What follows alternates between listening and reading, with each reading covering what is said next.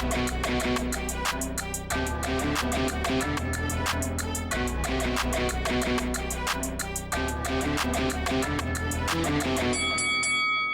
guys, welcome to Boxing Squared for boxing news and views from around the internet. This is the post-fight review for the Kingsley Ibeh and Jared Anderson fight in the Top Rank bubble.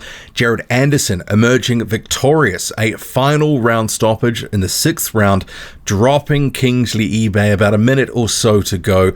Ibeh, he was done by that point, and I went back and watched that punch that landed to score the knockdown, and obviously he went down hard. It wasn't necessarily the biggest punch in the world, but by that stage it didn't really matter because Ibeh in that 6th rounder, by about midway through, you sort of thought he looked ready to go, and it wasn't long after that he was down and down hard, and he did not get up for some time.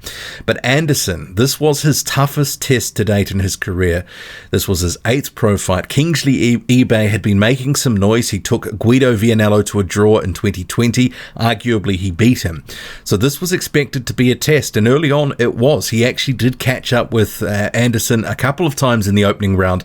The biggest punch of that round, a really good straight left by Ibeh. It sort of woke Jared Anderson up a little bit. Hey, I just got to be a little bit careful here. But with his tricky and unorthodox style, it took Anderson just a round or two just to get comfortable and work him out.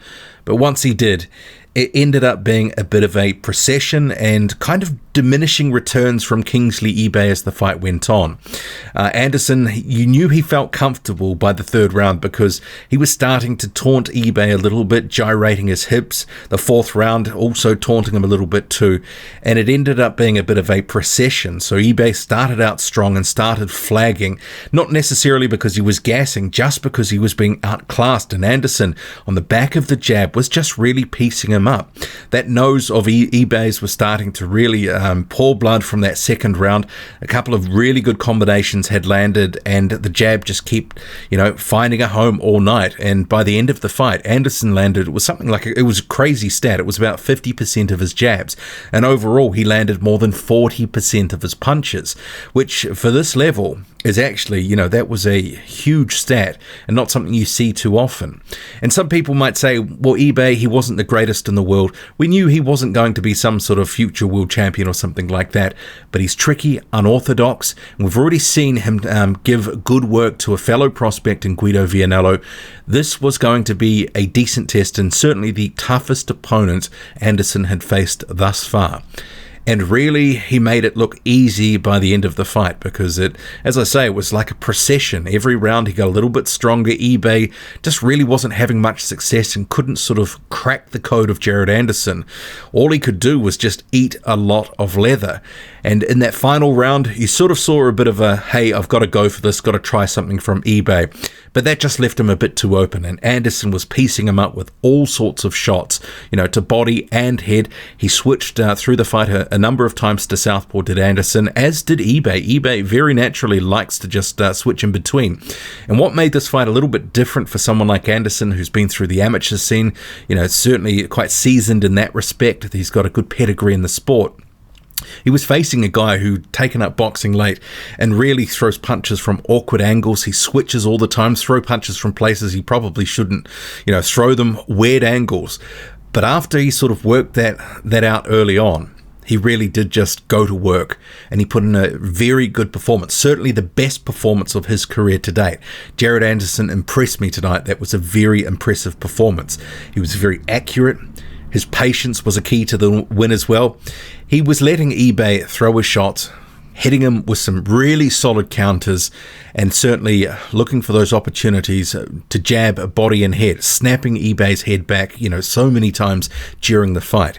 Jared Anderson doesn't necessarily have that massive one-punch power, but he did his work tonight to break him down across that course of the fight, and certainly had enough power to stop him in the end. Very good performance. The jab, certainly, it was immaculate tonight, and there's a lot to like about what they're doing with Jared Anderson, and you get the impression, well, certainly I do, this is, my take on it, it's right fights at the right time. It's not just completely padding out his record. Like, you knew heading into this, hey, this was going to be a case where Anderson was going to have to go through a couple of things, and he did. and he probably exceeded my expectations about how he was going to deal with Kingsley Ibeh, especially based on what we saw Ibeh do with Guido Vianello. Certainly you have to ask, well, what is Vianello's real level?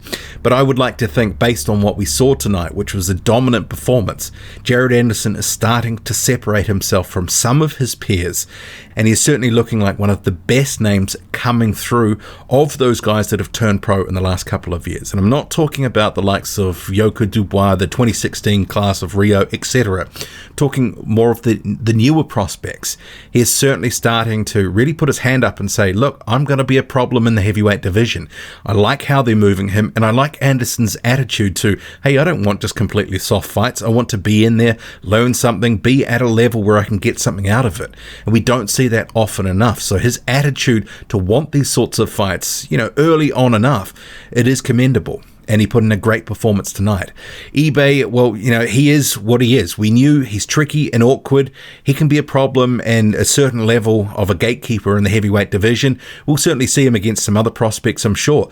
Also in the top-ranked stable, you have a guy like Sonny Konto. What's the bet? Kingsley Ibeh faces Konto at some point. He's already faced Vianello and now Anderson.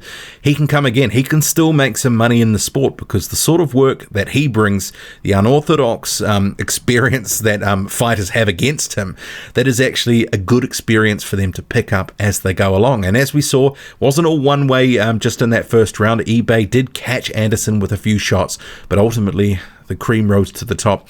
Anderson advances to 8-0. What did you make of it all? Drop a comment loud and often. Hit like, hit subscribe.